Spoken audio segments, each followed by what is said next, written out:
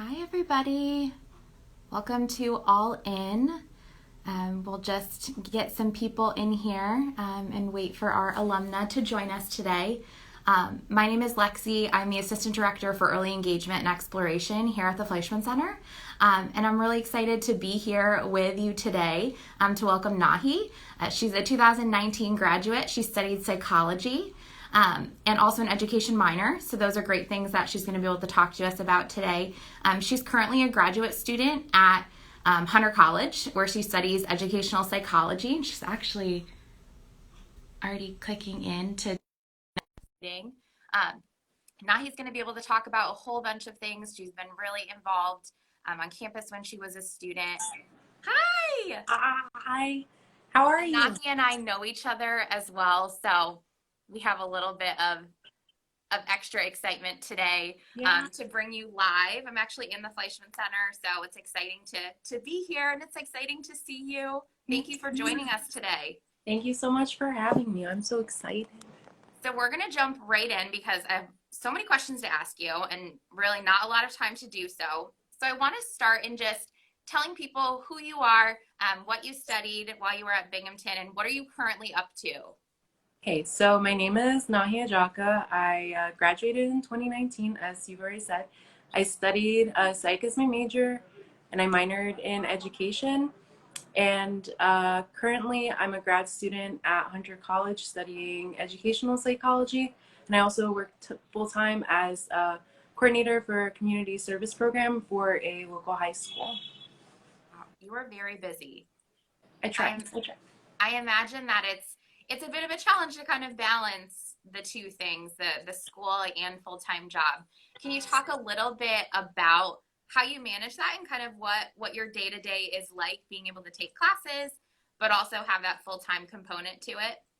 Yeah, so it's definitely art trying to balance everything. I'm really thankful I did so much while I was at Bing because it prepared me for what I'm doing now. So basically, what I do is I work all day from 8 to 4, and then I take night classes a few times a week. And so um, it gets a little chaotic sometimes, but it's totally worth it. I get to see a lot of different people, so it's very exciting for me. Yeah, that's awesome. And I'm glad you mentioned your involvement on campus because I know you were very involved and very busy your time here at Binghamton. Can you talk a little bit about what are some of the things that you were involved in and kind of think about what are some of the skills that you developed in that involvement and how does it translate to your work now, either in grad school or in your full-time role?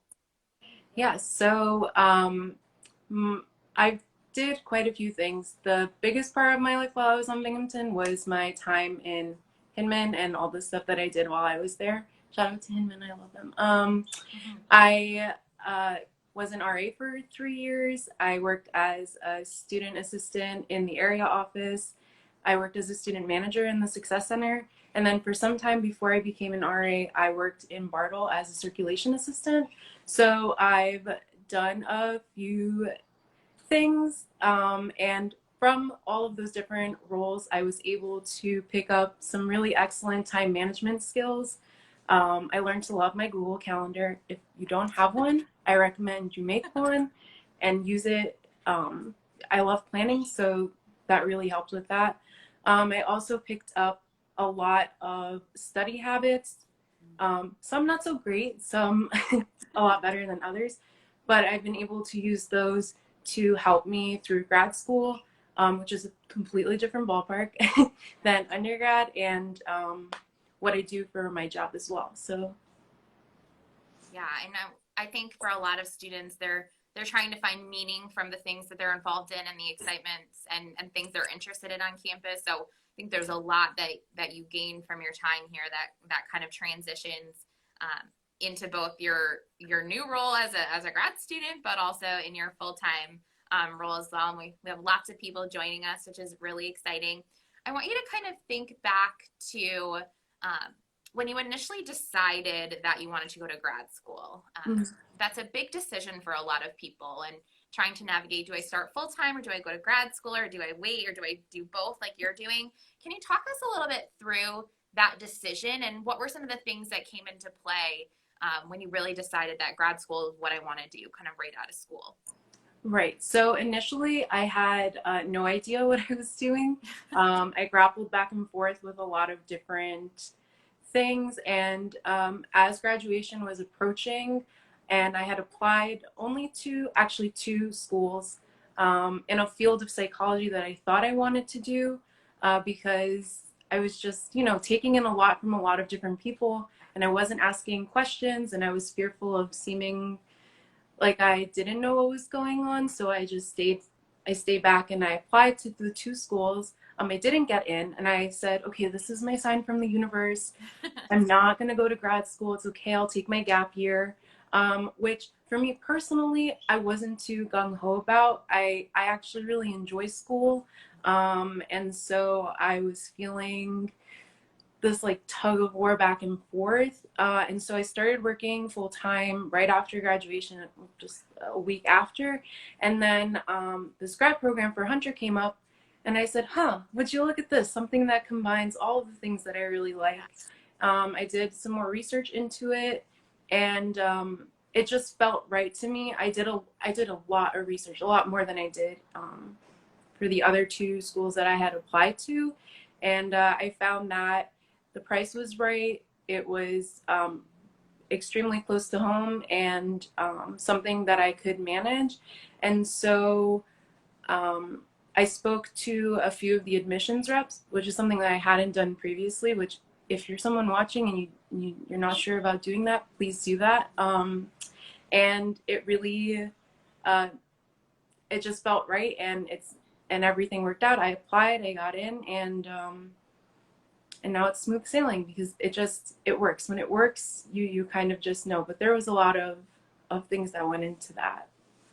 Yeah, and I think for a lot of students, they're trying to navigate what makes sense for me in the moment, what's going to make sense, for my career. And so when you think about your grad program, what are you hoping that it prepares you for in terms of a future career? Yeah, so my field of psychology is all about learners, learning, and teachers. And my hope is that I'm able to transition into a role where I can make a genuine difference in the lives of students and teachers, where I'm able to perhaps like observe different behaviors and figure out different plans that might work better for them, and really assist with that. But later on, I hope to become a school psychologist. So I felt that this education that I'm getting right now is something that can really help in preparing me for what's to come, hopefully, in the future. Yeah, yeah, I love that. And I think there's a lot of students at Binghamton that are interested in that path, but just aren't really sure how to get there. When you think back to your psychology classes and the education minor classes, were there any classes that really stood out to you in terms of, this really connects to what I'm doing in my grad classes, or you feel like really prepared you to be successful in your grad program? Yeah, so I would say every class that I took, especially for psych, I got something really valuable out of. But especially my ed minor classes, a lot of the stuff that we discussed and a lot of the topics that we went through really pertinent to what I'm doing now. And interestingly enough, the hardest psych course that I ever took was theories of learning or behaviors, and I thought I would never ever go into that field. That class gave me a lot of a lot of late nights of studying, and it actually turned out to be the field that I gravitated most towards. So it's really interesting how everything comes full circle like that. Yeah, for sure. And so I want to jump to your full-time job because you're also managing that and navigating starting a new job as a new grad and that sort of thing. Can you talk to us a little bit about what is your day-to-day in that role, and kind of how do you see that role really fitting into the big picture of your career goals? Yeah, so right now I work as a coordinator for the entire community service program at a high school. And so it's a tiny all girls Catholic high school. So it's very niche. But one of the requirements for the students is community service, a certain number throughout the year. So my role is day to day is developing and cultivating different long-term service opportunities for them through different nonprofits. They only volunteer with nonprofits, and or finding different one-time service opportunities. And then I'm also responsible for logging and tracking all of their hours and sort of maintaining that data. So it keeps me busy during the day. It's very different, but hopefully the skills that I'm gaining from this and the interactions that I'm having with students on a different level than a teacher may have, because I'm not so much teaching, a set curriculum, but I'm hopefully teaching them something in a different way will prepare me for what I want to do in the future. So yeah, it's been a challenge, but it's a good challenge. Yeah, it sounds like it's an exciting role to kind of put into practice too a lot of the work you did while you were at Binghamton, and kind of being a mentor in a way to a lot of different students. And so I kind of want to go down that path a little bit, because I think your leadership roles on campus were really important when you were here, and mentoring and finding people that you can connect with is really important. And so can you talk a little bit about if you felt like you had mentors on campus, and what role did they really play for you in your success at Binghamton, but also kind of moving forward and maintaining those relationships? Yeah, absolutely. I think I really credit a lot of my success at Binghamton to a lot of the amazing mentors that I had. Most notably were the ones that were within my community, because that's where I kind of hung out the most. But in my first year, shout out to Nikki Palakos. He really, really helped me a lot. He heard me out all the time. He even helped me prepare for my Bartle interview. I had no idea what I was doing. That's besides the track. I'm digressing. But anyway, and then I also had an amazing, amazing leadership in Miss Amber Wade, who was my supervisor for 2 years, and she really taught me. Oh, sorry, there's a truck passing by. Who really taught me the importance of managing my time and finding the space to say no when I can't, like not taking on too much, um, and really making connections and asking questions. If I hadn't made those connections, if I hadn't stepped outside my comfort zone in that way, I wouldn't have been able to provide that space for other folks who entered my life later on. So yeah, it's really important to me. Yeah, we definitely have some Hinman love in the chat down there. Yes. Um, so I want to kind of think about, as a newer alumna, you were a student not too long ago, and we're currently welcoming our first year students back on campus right now. And so things are obviously going to be different for them this year, but there's still lots of fun to be had and lots of work to still do this year. And so I want you to think about what are some pieces of advice that you would give a first year student starting at Binghamton. It could be anything from classes to extracurriculars and kind of anywhere in between.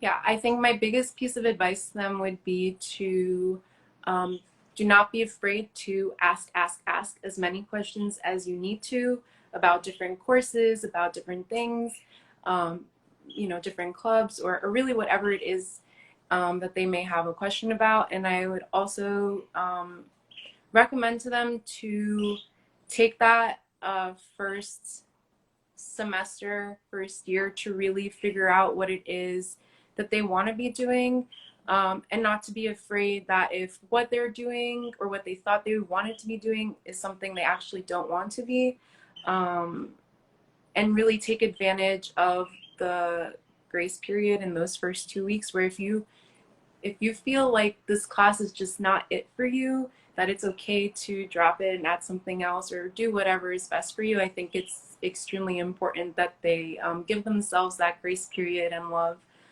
because a lot of students come in with the mentality of like, I'm gonna do it and that's it. And my hope is that they do what's best for them, and take that on in that way. Yeah, yeah. And so kind of on the opposite end, if we have seniors starting and they're kind of trying to navigate grad school or not, or am I going to go right into the workforce, and what that looks like? What advice would you give to current seniors that are just starting their last year with us here at Binghamton? Yeah, first of all, congrats to all you seniors. It's really exciting. My advice to them would be is do as much research as you can about what it is that you think you might want to do. I think one of my biggest regrets is early on, I kind of was just peering and looking around at what my friends were doing, and this one took a GRE and that one went on a tour, and I kind of was just sitting around because I didn't really have anyone before me that could give me that advice or let me know, hey, this is what you're supposed to do. So I would definitely recommend making connections with folks that they want to with folks that they want to learn more about, or as in like their roles, and really take that on. I think it's extremely important, something I wish I had done more of, but also give themselves the time to feel like I don't know what I'm doing, because really, even if people say they know what they're doing, they don't know what they're doing. Yeah. Yeah. I think that's good general advice all the way around. That exploring piece and just trying things and seeing what sticks and what you find that you're really excited about. Okay, I know we're running out of time a little bit. I have a couple more questions to ask you. What is one thing that you miss about Binghamton? I know you were involved in so much and you did so much, but what's one thing you really miss about Binghamton? I think I miss the availability of having all my friends around me, Yeah. like so close in contact. I mean, we see each other a lot through digital means, but it's just not the same. But I also really miss the air, the fresh air up there. So I really do miss that. Yeah. Awesome. Well, last question. So at the end of all of our all-in interviews, we ask a food-related question because it's during the lunch hour. So I want to kind of take you back to your Hinman days and think about what was your favorite thing to eat in the Hinman dining hall? Oh man, that's a hard one. I figured it was going to be hard for you, but I it's think important. anything from the sandwich station made by sandwich extraordinaire Kelly or Pacific Rim. There we go. I don't know that they'll have those in the new one, but I hope so. Those will be good. I hope so. This is the first plug for that. Yeah. Well, thank you so much for joining us. I hope that the students that were listening really got a lot out of this conversation. I think you did so much here at Binghamton and are really navigating a lot as you're a grad student and working full time. So we appreciate you taking the time to join us. I loved seeing you. Definitely stay in touch and hope our students enjoyed this.